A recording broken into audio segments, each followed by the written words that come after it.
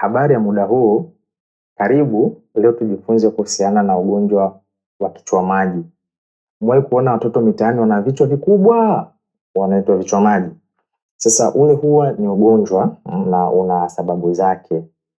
Sasa ugonjwa huu sio tunaita hydrocephalus, ugonjwa wa kichwa maji. Ni ugonjwa ambao unasababishwa kutokana na kuwa na hali ambayo si sawa kati ya maji yanayozalishwa na yanayofyonzwa kwenye ubongo. Kwa hivyo hydrocephalus au ugonjwa wa kichwa maji ni ugonjwa ambao unatokea pale ambapo kunakuwa kuna uwiano ambao haujabalance kati ya kiwango cha maji kwenye ubongo yanayozalishwa na kiwango cha maji kwenye ubongo yanayofyonzwa. Maji haya kwenye ubongo sisi tunaita ni cerebrospinal fluid. Ubongo una ventricles, una vyumba ambavyo hivi vyumba huwa vinazalisha maji. Maji haya tunaita cerebrospinal fluid. Maji haya yana kazi nyingi sana katika ubongo na yana faida nyingi sana. Sasa ikitokea haya maji yanayozalishwa na yanayofyonzwa kumetofautiana, hakuna uwiano sawa, ndipo hapo mtoto anajikuta anapata kichwa maji, kwamba maji yanakuwa mengi katika ubongo na mwisho wa siku anapelekea kichwa kinakuwa kikubwa, kinatanuka, kinakuwa kimejaa maji. Sasa haya maji kwenye ubongo au cerebrospinal fluid huwa yana kazi tofauti tofauti. Miongoni mwa kazi za maji haya ni pamoja na kufanya nourishment kwenye ubongo, yanalisha ubongo, lakini pia yanafanya kazi ya kuremove waste, yanaondoa uchafu, lakini pia yana act kama shock absorber, yanaozuia ubongo usiweze kujikita au usiweze kujigonga kwenye fuvu la kichwa, lakini pia maji haya yana act kama protection, yanaulinda ubongo, yanakuwa na some antibodies na vitu kama hivyo. Kwa hivyo haya maji ni lazima binadamu awe nayo kutokana na umuhimu wa kazi zake. Lakini sasa ikitokea maji haya kiwango cha maji yanayozalishwa na maji yanayofyonzwa hakuna uwiano sawa, ndo hapo sasa yanapelekea maji yanakuwa mengi zaidi kwenye ubongo na mwisho wa siku mtu anakuwa au mtoto anakuwa ana kichwa maji. Sasa hii hydrocephalus au hii tatizo la kichwa maji linaweza likatokea mtoto akazaliwa nalo, au wakati mwingine linaweza likatokea baada ya mtoto kuzaliwa. Kuna sababu, lakini pia kuna aina tofauti tofauti. Sasa kwa kawaida ubongo una vyumba tunazita brain ventricles, ambavyo hivi vyumba katika hivi vyumba kuna vitu vinaitwa ependymal linings, ambazo hizi ependymal lines ndo huwa zinafanya kazi ya kuzalisha haya maji ya kwenye ubongo ili yaweze kufanya hizi shughuli zake. Na haya maji yanapozalishwa huwa yanakuwa yana mzunguko wake. Kuna cerebrospinal fluid pathways. Kuna mzunguko ambapo haya maji yanatakiwa yazalishwe sehemu fulani, yaende sehemu fulani, yaende sehemu fulani, kisha baada ya hapo yafyonzwe yarudi mwilini, yaanze kuzalishwa tena hivyo. Ikitokea sasa kuna hitilafu katika uzalishwaji wa haya maji, lakini katika uzungukaji pia wa haya maji na kufyonzwa kwa haya maji, ndio kunasababisha hiki kichwa maji kinatokea. So kwa kawaida maji hao huwa yanazalishwa kwenye lateral ventricles, choroid plexus yanazalishwa huko. Then yakishazalishwa huko yanatoka yanaenda kwenye third ventricle. Yakitoka kwenye third ventricle, hiki ni chumba cha ubongo, lakini yakitoka kwenye chumba hiki cha third ventricle yanaenda kwenye fourth ventricle ambacho nacho pia ni chumba cha ubongo. Yakitoka kwenye fourth ventricle yanaenda sehemu tofauti tofauti sasa ya ubongo kwenye brain hemispheres and likes. Then baada ya hapo yanaenda kwenye subarachnoid spaces kwenye spinal cord. Yakifika huko kwenye spinal cord yanafanya shughuli zake, then yakimaliza yanaanza kufyonzwa sasa. Yanafyonzwa na nini? Yanafyonzwa na subarachnoid granulations au arachnoid villi. Yanafyonza yale maji kurudisha kwenye ubongo na vitu vingine viendelee. Sasa ikitokea kuna hitilafu katika uzalishwaji wa haya maji, lakini pia mzunguko wake, let's say maji yameshazalishwa kwenye lateral ventricle choroid plexus, then inatakiwa yaende kwenye third ventricle kutumia foramen of Monro, ikawa kuna hitilafu kwenye foramen of Monro, au yanatakiwa yatoke kwenye third ventricle yaende kwenye fourth ventricle kutumia aqueduct of Salvius. Itokee sasa hapa kwenye aqueduct of Salvius kuna hitilafu, maji yashindwe kwenda. Kuna kuja kukuta kwamba maji yatakuwa yanazalishwa mengi lakini yanayofyonzwa ni kidogo, mwisho wa siku kile kichwa kinazidi kuwa kikubwa zaidi na zaidi. Sasa vichwa maji vipo vya namna 4, lakini pia hizi ndo zina act kama sababu za hiki kichwa maji. Tunayo communicating hydrocephalus, lakini pia tuna non-communicating hydrocephalus, tuna congenital hydrocephalus, lakini pia tuna acquired hydrocephalus.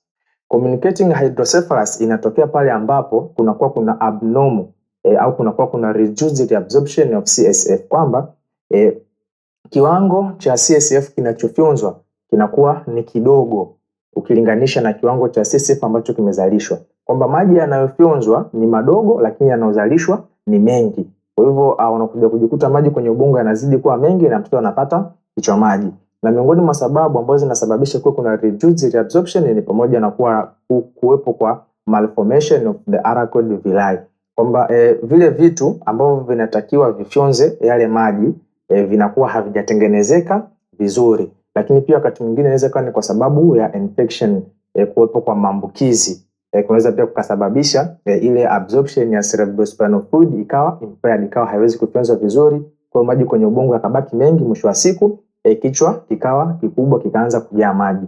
Lakini aina nyingine tunaita ni non communicating, ambayo hii yenyewe kwa lugha nyingine huwa inaitwa ni obstructive. So hii inatokea pale ambapo kuna blockage kwenye ule mzunguko wa yale maji ya kwenye ubongo, kwamba kuna sehemu panakuwa pamezuiwa. Kwa mfano mtu anaweza akawa ana stenosis of the aqueduct of Salvius, kwamba miongoni mwa njia ambazo inatakiwa haya maji yapite, ile njia imeziba, imepungua size, imeziba. Kwa haya maji unakuta yanayozalishwa ni mengi lakini yanayotoka ni kidogo, yanayobaki ni mengi. Sasa kwa hiyo inasababisha kichwa cha mtoto kinakuwa kikubwa, mwisho wa siku mtoto anakuwa ana kichwa maji.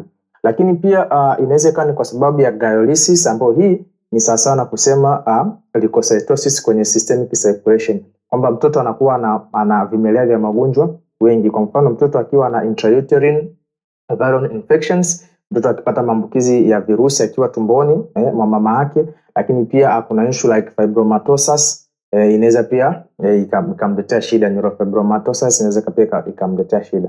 Lakini tunayo aina nyingine ambayo ni congenital hydrocephalus. So hii congenital hydrocephalus shida inaanzia wakati mtoto yupo tumboni mwa mama yake. So hapa kunaweza kuwa kuna malformation of the CSF pathways, kwamba zile njia ambazo haya maji ya ubongo inatakiwa izitumie kupita zinakuwa hazijatengenezeka vizuri wakati mtoto yupo tumboni mwa mama yake.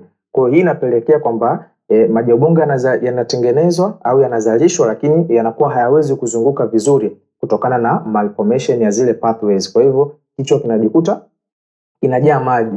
Lakini pia tunayo aina nyingine ambayo inaitwa ni acquired hydrocephalus, ambayo hii huwa inatokea baada ya mtoto kuzaliwa. Mtoto anazaliwa akiwa na kichwa chake vizuri, lakini baada ya muda kadri mtoto anavyozidi kukua, kichwa chake kinaanza kuongezeka, kinajaa maji. Hii inaweza kuwa ni kwa sababu ya trauma, mtoto anaweza apata ajali maybe. Lakini pia inaweza kuwa ni kwa sababu ya chronic meningitis, amepata maambukizi ambayo yanatokea kwenye ubongo ya muda mrefu, ambapo pia anaweza kaharibu ule utendaji kazi wa zile CSF pamoja na reabsorption pamoja na production yake inaweza ikawa interfered kutokana na ile meningitis ya muda mrefu. Lakini pia inaweza kuwa ni kwa sababu ya subarachnoid hemorrhage, mtoto anaweza akapata ajali, damu ikavilia kwenye maeneo ya ubongo yakasababisha kukua kuna obstruction kwenye zile pathways, au kukao kuna ongezeko la fluid kwenye baadhi ya ventricles, hali ambayo ikapelekea kuongezeka kwa pressure ya cranium, kwa kuna ongezeko la intracranial pressure. So hizi zilikuwa ni aina, lakini pia katika kila aina kuna sababu ambayo inasababisha kwamba hiki kichwa maji kitokee. Lakini tukumbuke kwamba pale ambapo kunatokea kichwa maji mara nyingi huwa pia kuna zile ventricles au vile vyumba vya moyo, vile vyumba vya ubongo huwa vinakuwa ni vikubwa. So mara nyingi hydrocephalus huwa inaambatana na ventriculomegaly. Lakini tunasema kwamba si kila mtoto ambaye ana kichwa maji ana ventriculomegaly, kwamba vile vyumba vyake vya ubongo vimekuwa vikubwa, hapana. Na si kila mtoto ambaye ana chumba kikubwa cha ubongo, kwa maana mtoto ambaye ana ventriculomegaly ana hydrocephalus, hapana. So watoto hawa mara nyingi wanakuwa wana dalili kama kichwa kinakuwa kinawauma sana, lakini kichwa kinakuwa ni kikubwa kwa kumwangalia tu. Dalili ya kwanza, kichwa kinakuwa ni kikubwa lakini kichwa kinakuwa kinawauma sana. Wao wanakuwa wanapata kichefuchefu, wanakuwa wanatapika kutokana na kuongezeka kwa pressure kwenye cranium, kutokana na kuongezeka kwa intracranial pressure. Hivyo wanakuwa wana hali ya kichefuchefu, kutapika, kichwa kuuma. Lakini pia wanakuwa na dalili ya sunsetting eye, kwamba macho yao muda mwingi yanakuwa yameangalia chini. Hii pia ni most common presentation huwa wanakuwa nazo. wanakuwa na papilloedema, zile vifuniko vyao vya macho huwa vinakuwa vimejaa maji, lakini pia wanakuwa na distended cranial veins, mirija ya damu ambayo ipo katika povu la kichwa huwa inakuwa imetanuka, lakini pia huwa wanakuwa na positive transluminant test. Ukiwafanyia kipimo cha tochi, kipimo cha mwanga, huwa kinakuwa ni positive, kwa maana mtoto ukimulika upande mmoja unaweza ukaona mwanga upande mwingine. Lakini pia huwa wanakuwa na dalili za irritability, watoto wanakuwa hawatulii muda mwingi, watoto wanakuwa na lose appetite, wanakuwa wanapoteza hamu ya kula kabisa, wanakuwa hawali vizuri. Lakini pia zile sutures zao za ubongo, zile makutano ya mifupa ya ubongo huwa inakuwa imeachana, imetanuka. Lakini pia huwa zile vimba vyao vya moyo mara nyingi huwa vinakuwa ni vikubwa, vimedilate, sasa katika zile severe forms. Lakini si hivyo tu, na watoto muda mwingi huwa wanakuwa wamechoka na muda mwingi wanakuwa wamelalala. So hizi ni miongoni mwa dalili ambazo ukiziona ni rahisi kuweza kujua mtoto kama ana shida hii ya kichwa maji ama la. Lakini tunavyo vipimo ambavyo tunaweza kuvitumia ili kuweza kugundua kama mtoto ana hii shida ya hydrocephalus au hana. Miongoni mwa vipimo hivyo ni pamoja na kipimo cha picha kwa maana ya cranial x-ray, picha x-ray ya kichwa ambayo itaenda kutuonesha zile sutures ambavyo zimeachana, lakini pia zile brain ventricles namna ambavyo zimedilate na vipimo vingine ambavyo vinaweza vikatusaidia. Sasa watoto kama hawa huwa wanatibika, na tiba yao huwa imegawanyika katika namna mbili. Kuna tiba ya dawa, lakini pia kuna tiba ya upasuaji. Lakini tiba ya dawa huwa inafanyika kama mtoto akiwa hana dalili mbaya zaidi za ugonjwa, au mtoto akiwa ana shida nyingine yoyote ambayo inamzuia asifanyiwe operation. Ndipo hapa mtu unaweza kumpa madawa kwa ajili ya kuweza kupunguza maji, ama tena mtoto akiwa ana dalili ndogo tu za huu ugonjwa. Kwa hiyo hawa ndo wanaweza kaanza kutumia dawa tu za muda kwa ajili ya kuweza kuondoa hayo maji na kupunguza maji yasiwe mengi. Lakini matibabu best zaidi huwa ni matibabu ya operation ambayo huwa anahitajia kuweza kuyaondoa hayo maji katika vichwa vya watoto, kwa sababu watoto wanapokuwa wanapata hizi shida za matatizo ya ubongo kujaa maji huwa inakuwaga ina athari nyingi hapo baadaye. So huu ulikuwa ni ugonjwa kuhusiana na kichwa maji.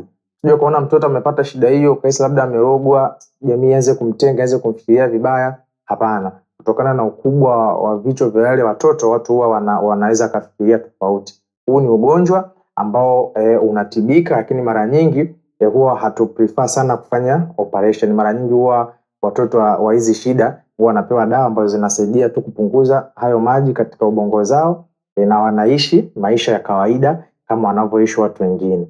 Nashukuru kwa kunisikiliza. Karibu katika vipindi vijavyo.